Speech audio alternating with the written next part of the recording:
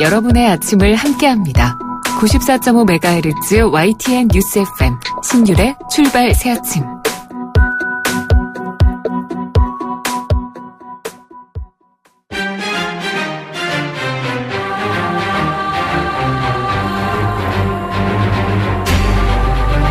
매일 아침을 뉴스로 깨웁니다.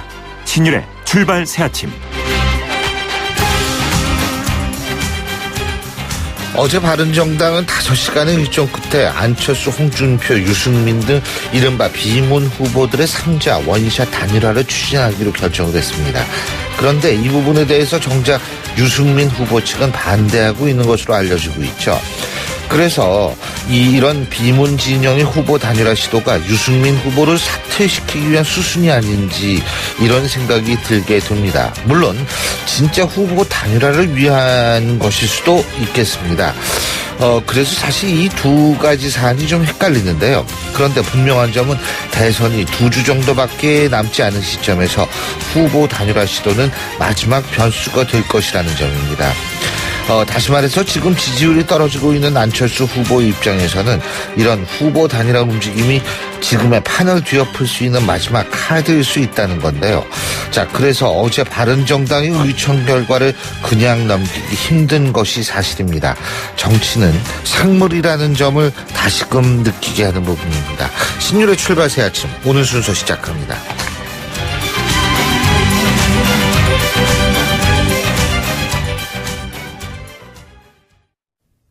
YTN 라디오 신율의 출발 새 아침. 예, 지금까지 들어온 뉴스 정리해 보겠습니다. 백병규 시사평론가 스튜디오에 나와 계십니다. 어서 오십시오. 안녕하십니까. 예, 어제 이 정치하려면 체력이 좋아야 돼요. 예, 밤늦게까지 어제 의총했다 그러죠. 네, 정말 1시가 바쁜 유승민 바른정당 후보. 어제 오늘 새벽이죠. 예. 오늘 새벽 0시 30분까지 이제 그 의총장에 좀 잡혀 있었다고 예. 하죠. 이 심야의 작전이라고 해야 될까요? 이 바른정당이 결국 자유한국당과 그 국민의당과 그 3자 단일화를 이제 추진하기로 했습니다. 예. 오늘 새벽 0시 30분까지 계속된 의원총회에서 이 바른정당은 이 유승민 후보의 당선을 위해서 그 최선을 다한다. 그러나 좌파 세력의 집권을 저지하기 위해서 그 3자 단일화를 포함한 모든 대책을 적극 강구하기로 했다고 밝혔습니다. 네. 자, 유승민 후보의 당선을 위해서 그 최선을 다하면서 3자 단일화를 추진하겠다. 이게 어떻게 그 양립이 가능할지 좀 의문인데요. 그러니까 한마디로 뭐 단일화된 후보를 유승민 후보로 만들겠다. 그런 건가요? 네. 그렇게 해석할 수가 있겠군요. 예, 거시기 하십니다. 네. 주호영 대표 권한대행은 이 유승민 후보의 그 반응에 대해서는 예. 유승민 후보는 그 과정을 지켜보기로 했다. 또 이렇게 설명을 했습니다. 근데 뭐 유승민 후보 측엔 반대하기로 했다. 뭐 또 이런 얘기가 나와가지고. 네. 그 유승민 예. 후보는 이제 의원총회가 끝난 직후에는 예. 오늘은 그 아무 말도 하지 않겠다. 이렇게 예. 이제 상당히 정말 불편한 심기를 이제 예. 표명을 했습니다만 오늘 새벽에 유 후보의 그 지상욱 대변인이 그 기자들에게 문자 메시지를 보냈습니다. 유승민 후보는 3자 후보 단일화에 반대의 뜻을 분명히 했다. 이렇게 밝혔는데요. 네. 네. 바른정당 참 쉽지 않을 것 같죠? 그렇습니다. 근데 사실 유승민 후보 같은 경우에 어제 그러니까 이게 기류가 있었던 모양이더라고요. 유승민 후보 측의 의사를 존중하는 쪽으로 갔다가 또 이게 반대하는 쪽으로 갔다가 왔다 갔다 했던 모양이에요. 네. 5시간 반 동안에 의총이 진행됐다는 것은 상당히 정말 아주 지루하게 예. 아니면 아주 집요하게 그렇죠. 네, 진행이 됐다 이렇게 볼 수 있겠죠. 예. 네, 사실 그 이제 의총 말미에 이 김무성계 의원들의 그 대반격이 시작됐다고 하죠. 이 김성태 의원은 이 중요한 시점에 칼끝을 거두는 것도 필요하다. 홍문표 의원 심상정 정의당 후보보다 못한 지지를 받는데 그 대선이 끝나고 우리가 살아남겠느냐. 아마 이제 이게 어제 여러 의원들의 진심이 아니었을까 싶기도 하고요. 김무성기의 그 이진복 의원은 아예 그 유 후보가 그 단일화 작업에 나서지 않는다고 한다면 탈당하겠다. 이렇게까지 이야기를 했다고 합니다. 김무성 의원도 어제 이제 마지막에 입을 열었다고 하는데요. 후보 입장을 존중해야 한다. 이러면서도 이 문재인 후보의 그 거짓말 논란 등으로 보수 연대의 명분이 생겼다. 이번 기회를 놓치면 안 된다. 이러면서 유승민 후보 측을 이제 압박을 했다고 하죠. 그러나 뭐 양자 단일화든 이 3자 단일화든 사실상 그 쉽지 않다는 점에서 결국 후보 단일화를 앞세워서 유승민 후보를 끌어내리려는 것 아니냐 이런 분석도 나오고 있는데요. 이번 한 주가 상당히 좀 고비가 될 것 같죠? 예, 그렇습니다. 근데 이게 사실 후보 단일화 얘기가 나올 수밖에 없는 상황이 문재인 안철수 두 후보의 격차가 점점 벌어지고 있잖아요. 맞습니다. 이 오차 범위 밖으로 벌어지고 있는데요. 네. 이 중앙일보 그 조사연구팀이 23일과 24일 전국 유권자 그 2,000명을 대상으로 실시한 여론조사 결과 예. 이 문재인 더불어민주당 후보가 39.8%의 지지율로 이 안철수 국민의당 후보 29.4%를 기록했는데요. 무려 그 10.4%포인트 차이로 앞선 것으로 나타났습니다. 예. 지난 15일, 16일 그러니까 그 일주일 전 조사에서는 그 문 후보가 38.5%, 안철수 후보가 그 37.3%로 1.2%포인트 차이 그 박빙의 그 접전 양상을 보였는데요. 일주일 만에 두 후보의 그 격차, 오차 범위 밖으로 이렇게 벗어났죠. 안철수 후보의 그 하락세는 이 대구 경북에서 15.5%포인트, 또 60대 이상에서 10.2%포인트가 이제 폭락을 해서 그 하락폭이 굉장히 컸습니다. 홍준표 자유한국당 후보, 네, 그 11.7%를 기록을 했는데요. 이는 그 일주일 전 조사보다도 이 4.3%포인트 오른 것이고요. 심상정 정의당 후보는 5.0%, 유승민 바른정당 후보는 4.4%를 기록을 했습니다. 앞서 말씀드린 것처럼 유승민 바른정당 후보가 그 심상정 그 정의당 후보보다도 지지율이 좀 더 낮게 나왔죠. 예. 네, 이번 여론조사는 앞서 말씀드린 것처럼 23일과 24일 전국의 그 19세 이상 남녀 2,000명에게 유선 30%, 무선 70%의 비율로 조사가 실시가 됐고요. 임의 전화 걸기라고 하죠. RDD 방식의 그 전화 면접으로 이제 실시가 됐습니다. 네, 응답률은 32.4%였고요. 표본 오차는 그 95% 신뢰 수준에서 최대 플러스 마이너스 2.2%포인트였습니다. 자세한 사항은 중앙선거 여론조사 심의위원회 홈페이지를 참조하시면 될 것 같습니다. 이 안철수 후보에서 빠져나간 표가 지금 공중에 둥둥 떠 있다 그러더라고요. 어디에 간 게 아니라. 네, 일부는 이제 일부는 그 뭐 홍준표 후보 쪽과 이제 유승민 후보 쪽으로 갔는데 홍준표 후보 쪽으로 많이 갔고 예. 상당히 많은 부분이 이제 그 부동층으로 지금 떠들고 공중에 거죠. 떠다니는 맞습니다. 거. 전 옛날에 어렸을 때 부동층이라 그래가지고 꼼짝 않는 표, 부동표. 근데 그게 아니라 아니부자에다 움직일 그렇죠. 독자가 아니고요. 이 네. 공중에 떠다니는 부자에다가 예. 움직일 참. 독자입니다. 그래서 안철수 후보 어제 호남을 집중 공략했다고 하는데. 네, 그죠? 반전의 계기가 절실한 안철수 후보와 국민의당 이 흔들리는 호남 표심을 다잡기에 나섰다고 봐야 되겠죠. 네. 안철수 후보 어제 이제 선거운동 첫날인 지난 17일 이후 그 일주일 만에 호남을 찾아서 그 목포와 나주, 광주 유세에 나섰는데요. 네. 이 목포와 그 광주 유세에서 김대중 전 대통령이 그 IT로 20년 먹거리를 만들었듯이 저도 예. 향후 그 20년 새로운 먹거리를 만들겠다. 이런 그 먹거리 공약, 제4차 산업공약이라고 해야 되겠죠. 네. 호남을 무시하는 민주당이 또다시 그 소화서는 안 된다면서 그 지지를 호소를 했습니다. 예. 안철수 후보는 어제 그 선대위를 통해서 이 방과 후 학교 그 지원센터 설립, 또 그 초등 돌봄 교실 확대 등 이 사교육비 그 절감 대책을 이제 내놓기도 했습니다. 자, 문재인 후보는 어제 공적 임대주택 확대 공약을 발표했나요? 네, 뭐 그 완전히 굳히기 나선 모양새죠. 그 문재인 후보 매년 공적 임대주택 그 17만 원 공급 등을 주요 내용으로 하는 공공 임대주택 확대 공약을 내놓았고요. 이 청년 맞춤형 주택 30만실 공급 등 그 주거 취약계층의 그 주거복지 확대도 약속을 했습니다. 예. 문재인 후보는 이 공공 임대주택 그 공급률을 임기 말까지 9%로 올리고 주거복지 수혜 가구도 이 10%에서 그 20% 이상 확대하겠다고 밝혔는데요. 어제 그 당사에서 기자회견을 갖고 또 그 청와대 집무실 광화문 이전에 따른 그 세부 공약을 발표하기도 했습니다. 예. 이 정책 공약 제시를 통해서 이 준비된 후보 이미지를 넘어서서 그 수권 능력 부각이 나섰는데요. 어제 그 대의원들에 보낸 그 문자 메시지를 통해서 그런 이야기를 했다고 예. 하죠. 요즘 행복하다. 행복할 겁니다. 네, 승리를 피부로 느끼고 있다. 이렇게 예. 이제 말하기도 했다고 그러죠. 격차가 많이 벌어지니까 행복하겠죠. 예. 자, 오늘 말씀 여기까지 듣겠습니다. 고맙습니다. 네, 고맙습니다. 지금까지 백병규 시사평론가였습니다.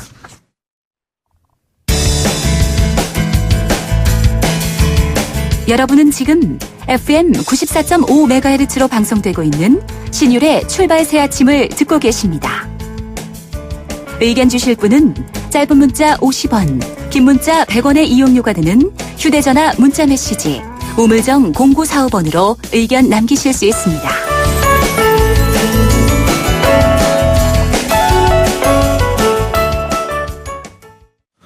예, 지금 뉴스에 거의 탑으로 나와 있던 것이 바른정당의 의총 결과입니다.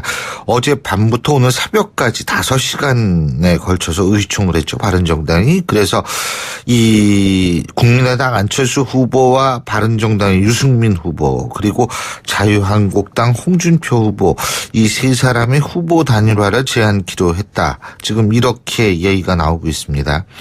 이 연초부터 얘기가 나오던 반문연대 다시 한번 탄력을 받을 수 있을지 관심이 쏠리고 있는데요. 바른정당과의 연대 논의가 필요하다. 국민의당도 변화가 가능하다. 이런 얘기를 하셨던 분이죠. 국민의당 손학규 상임선거대책위원장 전화 연결하겠습니다. 대표님 안녕하십니까? 네, 안녕하십니까? 예. 자, 이 어제 바른정당에서 막 오랫동안 의총을 했는데 이 바른정당에서 단일화를 제안을 한다면 국민의당도 받아들이고 협조를 해야 한다고 보십니까?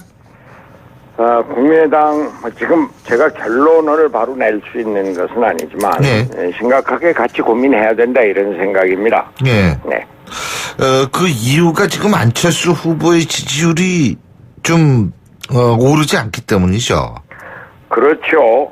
안철수 후보가 저하고 경선을 시작할 때는 한 10%대 지지율을 갖고 있다가 경선 끝날 때 한 열흘 만에 30%로 아주 수직 상승을 했었거든요. 예. 그게 반기문 지지 세력이 안희정 쪽으로 갔다가 안희정이 이제 몰락하면서 이쪽 안철수로 오는 보수표 개혁적인 보수표라고 할 수 있겠죠. 네. 이 표가 안철수 지지 세력으로 왔는데 이게 아무래도 좀 확 뜬 바람에 떠 있는 표니까 이것을 정리를 해야 되는데 그 정리가 제대로 안 됐다고 보는 조정 국면에 들어가 있었다 이렇게 봐야 되겠죠. 예. 근데 4월 초부터 국민의당하고 바른정당 간에 물밑 접촉이 있었다 이런 얘기가 나오던데 실제로 그렇습니까? 구체적인 접촉은 별로 없었을 겁니다. 예. 개별적으로 이게 국민의당과 바른정당이 손을 잡아야 되는 거 아니냐. 앞으로 어차피 국민의당이 집권을 해도 여소야대 국면에서 협치의 과정을 만들어야 될 텐데 그것을 사전에 좀 조정을 해야 되지 않느냐 이런 논의들이 개별적으로 왔다 갔다 하는 거는 사실이겠죠. 근데요, 네. 이게 이제 단일화 작업이 진행이 되면 네. 우리 손학규 대표님께서 이제 호남에서도 상당한 지지를 받고 있는 정치인이시니까 제가 여쭤보는데 네. 이게 호남표가 날아가는 현상은 없을까요? 우리 국민의당이 이 소위 문재인 프레임에 걸려 있는 면이 많이 있다고 봅니다. 뭐냐면은 문재인 후보나 더불어민주당에서 이 적폐 세력과 손을 잡으면은 정권 연장이다, 정권 교체가 아니다. 그런 얘기를 계속 해오고 있잖아요. 예. 그러니까 국민의당이 외연을 확장하는 것을 소위 적폐 세력론, 정권 교체론 이런 프레임을 걸어갖고선 막고 있었던 거죠. 그런데 이 호남에서 실제로 말이죠. 예. DJP 연합을 생각을 해보십시오. 예. JP는 박정희와 같이 DJ를 죽이려고 했었던 사람 아니에요. 근데 DJ가 JP하고 연합을 했었단 말이에요. 예. 그래서 정권을 만들었죠. 예. 그러고 총리를 2년 동안이나 줬고, 예. 박태준, 기한동 총리는 5년 내내 자민련이 했었어요, 사실. 예. 그걸 DJ의 가장 큰 지지 세력인 호남에서 다 지지해 줬던 거 아닙니까? 예. 그 뒤에 노무현도 보십시오. 노무현이 대통령이 된 게 마지막에 깨졌지만 정몽준하고 단일화해서 그래서 양강구도 만들었었던 거 아닙니까? 정몽준이 어떤 사람이에요? 예. 그 대재벌의 아들로 재벌 그 자체죠. 예. 그런데 이번에는 우리 안철수 후보가 이 국민의 편에서 국민이 이긴다는 신념을 갖고 지금 그 정권 연대를 통한 정권 상황은 이건 뭐 맞지 않다. 지금 그러고 있는 데서부터 나온 것이 아니냐 이런 생각이죠. 근데 예를 들면 DJP나 아니면 노무현 정권 당시에 이제 노무현 이 대통령이 후보 시절에 이렇게 정몽규가 단일화했던 것은 여야의 대결 구도 속에서 이루어진 것이지만 지금은 사실은 야의 대결 구도 아니겠습니까? 그런 차이는 있는 거 아니에요? 뭐 JP가 여야 그런 개념이 어디 있습니까? 예. 정몽준이 어떻게 야합니까? 예. 노무현은 정몽준이라는 여권 세력하고 단일화했었던 거고 DJ는 JP라고 하는 기본적인 여권 세력하고 단일화했었던 거죠. 예. 더군다나 JP는 이제 독재 세력이었는데요. 근데 이제 물론 그냥 그것만은 아니고 제가 어제 그저께 광주에 갔었더니 예. 이제 박주선 의원이 도무지 이해가 안 간다 이게요. 아무리 돌아다녀도 문재인 좋다는 사람 하나도 없고 문재인 대선은 안 된다는 이야기뿐인데 예. 어떻게 문재인이가 저렇게 올라가는지 모르겠다. 그러면서 바닥에서 MB 아바타다 이런 얘기들이 쫙 돌고 있다고 그러는 거예요.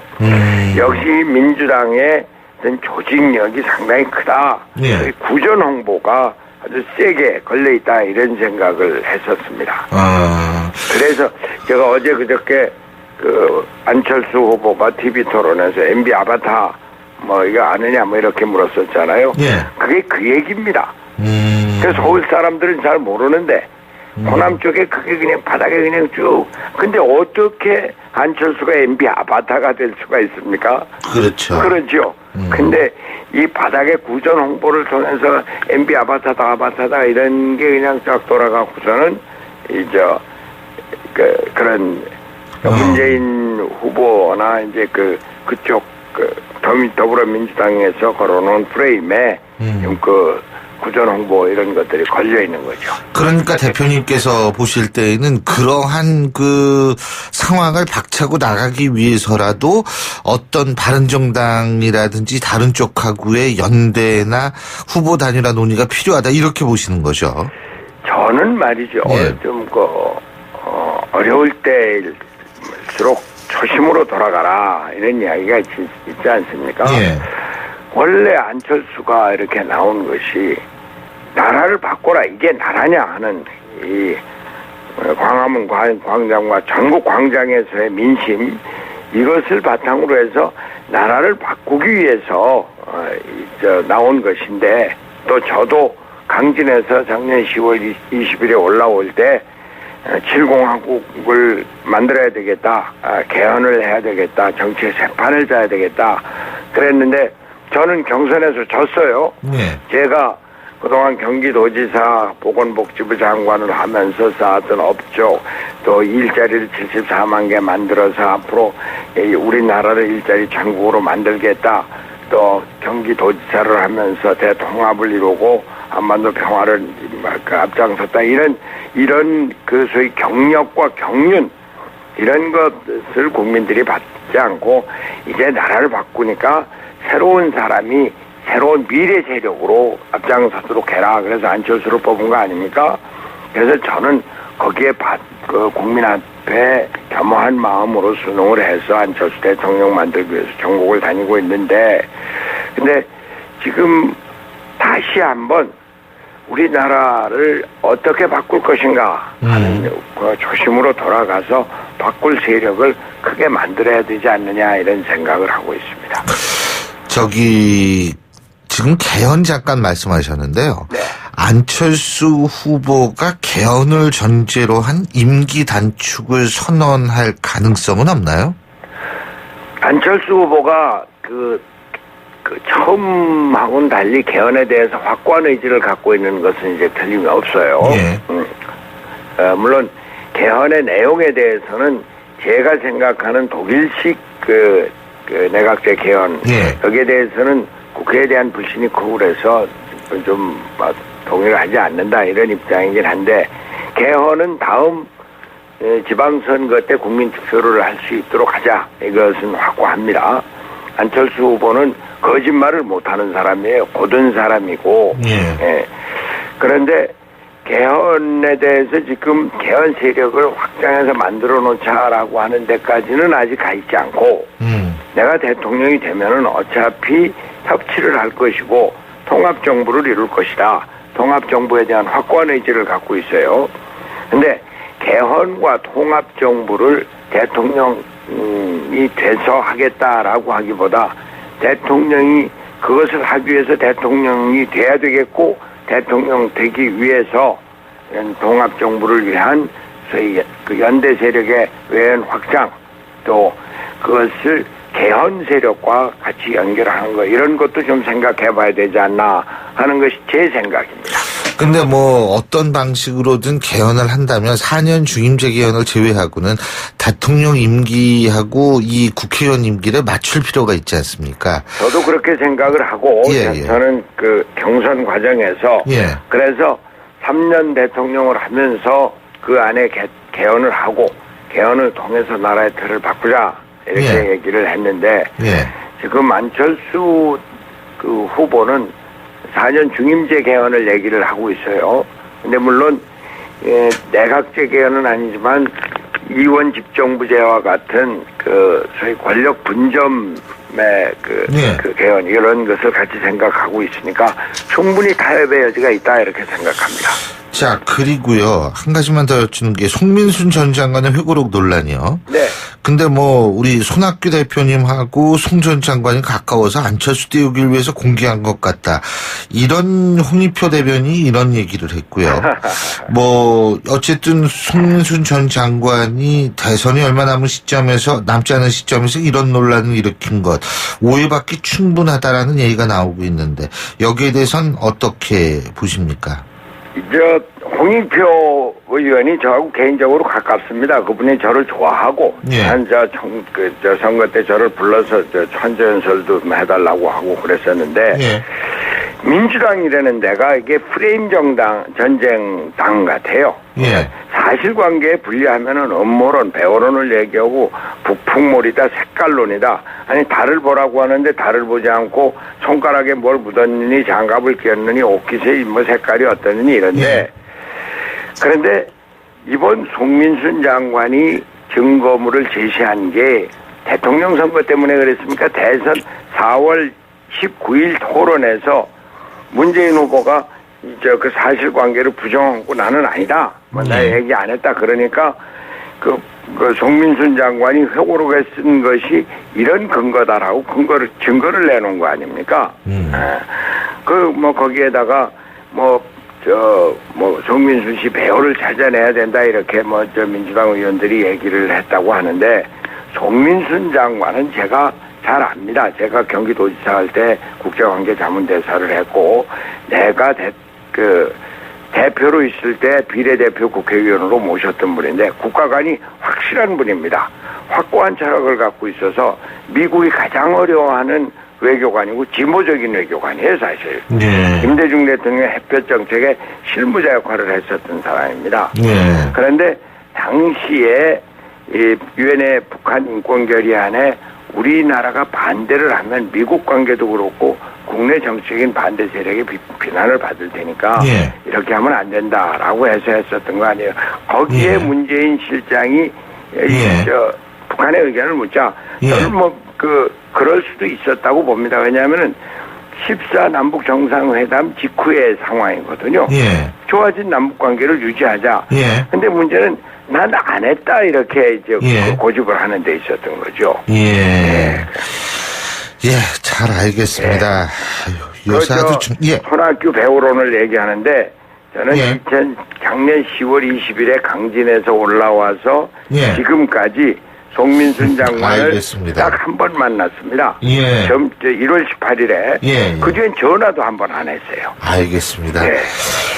요새 정치가 하도 이게 바쁘게 돌아가가지고 참 여러 가지로 분주하실 것 같습니다. 오늘 말씀 여기까지 듣죠. 고맙습니다. 네, 감사합니다. 지금까지 국민의당 손학규 상임선거대책위원장이었고요. 신율의 출발 새 아침 1부 순서 여기서 줄입니다. 잠시 뒤 2부에서 뵙겠습니다. 소통의 아침을 여는 공정한 목소리. 신율의 출발 새 아침. 신율의 출발 새 아침 2부 순서 먼저 광고부터 듣겠습니다.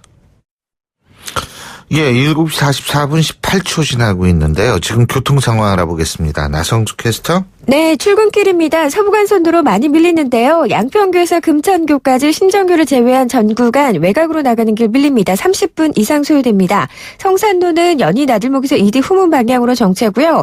내부순환로 성수대교 쪽으로 연희램프에서 홍지문 터널 구간으로 정체인데요. 15분 가까이 소요되고 있고요. 동부간선도로 수락 고가차도에서 성동교까지 통과하는데 50분 가까이 예상하셔야겠습니다.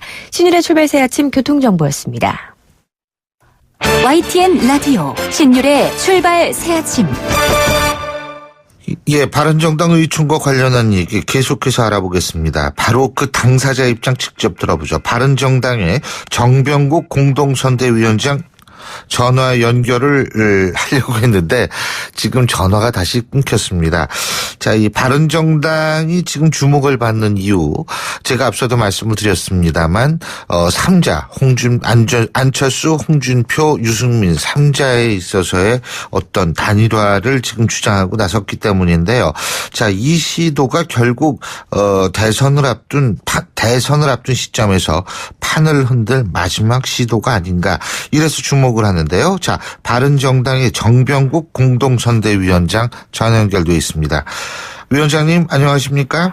예, 안녕하세요. 정병국입니다. 예. 자, 단일화 작업을 시작을 할 겁니까, 그러면? 어제 의총에서 결정이 났는데? 예, 일단은 단일화, 3자 단일화를 포함한 모든 대책을 강구하자고 했으니까요. 예. 이제 우리 선대위원장들이 모여서 향후 이것을 어떤 방법으로 접근할까 논의를 할 겁니다. 근데 그 선대위원장끼리 모여서라는 거는 국민의당과 자유한국당 다 이 선대위원장 모인다 이 뜻입니까? 아니, 그렇지 않고요. 우리 당내에 공동선대위원장이 3분이 있거든요. 예. 네, 같이 모여서 이게 이제 일단은 우리 당의 입장이 정리가 된 거지. 예. 상대 당하고의 논의된 게 없거든요. 예.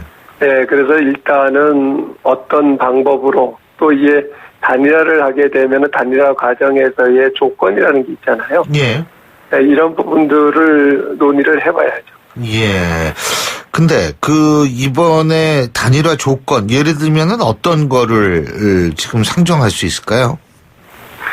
일단은 단일화하는 과정에서 이걸 여론조사를 할 건지 어떤 방식으로 할 건지 하는 부분들이 논의가 돼야 되지 않겠어요? 일단은 전제가 돼야 되는 것은 3자 단일화에 대해서 당사자들이 동의하느냐는 문제죠. 당사자가 동의를 하느냐. 네. 이 당사자의 동의 지금 말씀하셨는데요. 그 당사자 정작 유승민 후보는 지금 동의하지 않는다라는 보도도 나오고 있는데 어떻게 된 겁니까?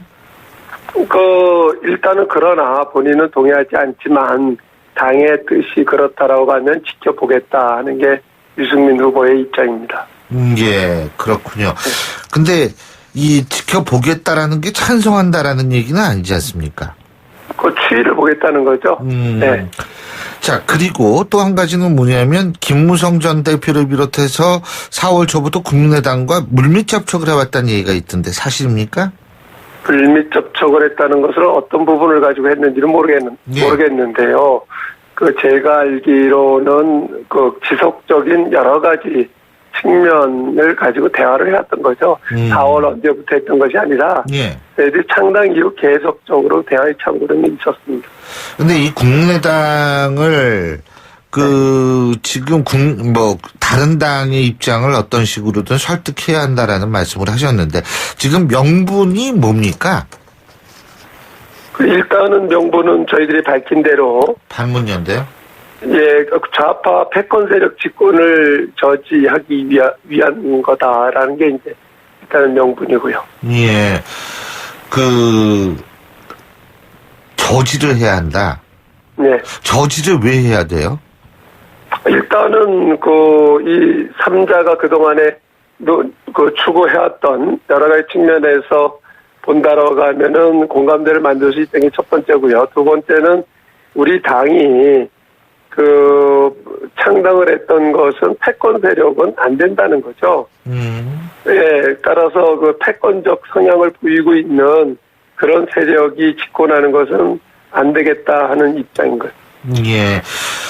자, 근데 이 지금 단일화 시점은 언제가 마지노선이라고 보십니까? 저는 그 마지노선이 따로 있다고 보지는 않아요. 이 효용성 면에서는 일단은 투표용지가 인쇄되는 30일 이전에 하는 게 제일 좋겠고요. 예. 그렇지 않는다 하더라도 그 이후에 투표 전까지도 그 전례를 보면은 했던 경우가 있지 않습니까? 직전 말씀하시는 거죠? 네, 5월 9일 직전. 그렇죠. 예. 네. 예. 그렇다면은 여러 가지 이 작업을 하셔야 될 것 같은데 또 하나의 관건은 국민의당이 만약 바른정당과는 오케이 하는데 자유한국당은 잘 못하겠다라고 나올 가능성도 큰 거 아니겠어요? 그러면 어떡합니까? 지금 일단은 3자 합당을 포함한 입장이기 때문에 예. 그것은 안 되는 거죠.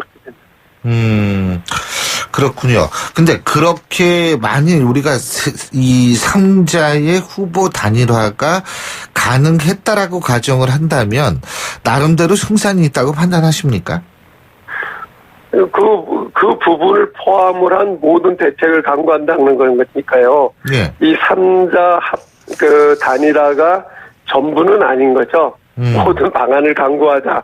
결국은 저희들이 어제 그런 결론을 내렸던 것은 선거전이 본격적으로 이제 진입이 되고 중반전에 접어들었는데 예. 어떤 변화가 없으니까 이 변화를 주고 뭔가를 더 주도적으로 하자 하는 의미인 거죠.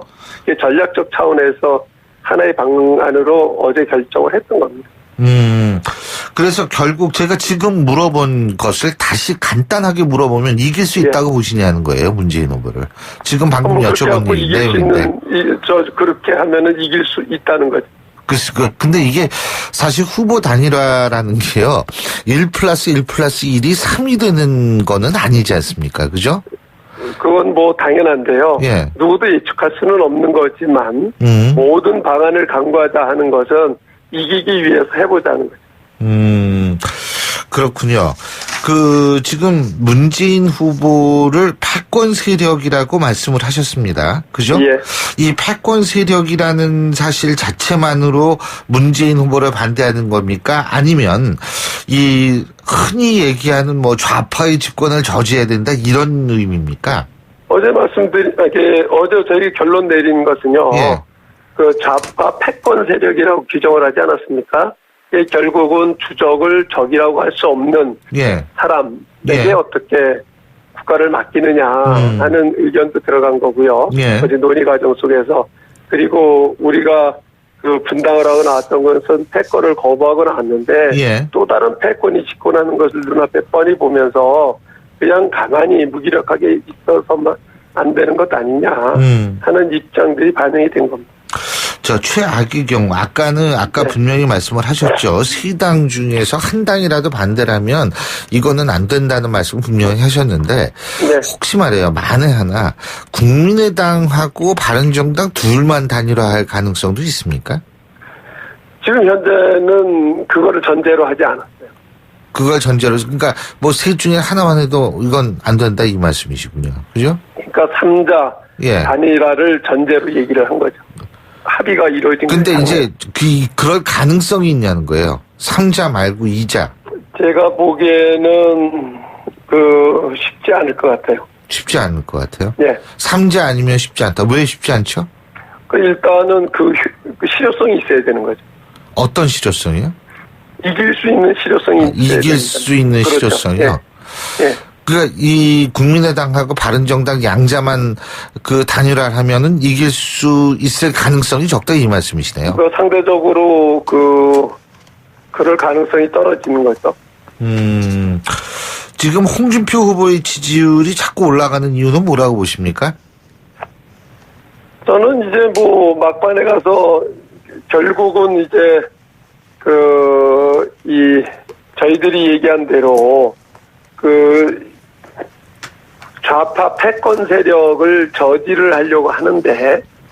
안철수 후보에 대해서 지지하던 그것을 막기 위해서 지지하던 사람들이 예. 불안하게 생각을 하고 그리고 안철수 후보를 불안하게 그것이 이제 무응답증으로 예.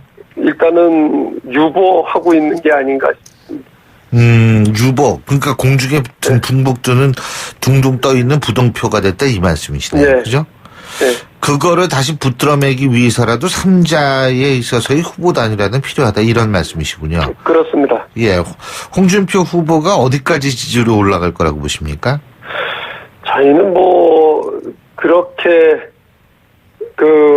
지금 현재 이 선상에서 크게 변화하지 않을 거라고 봐요.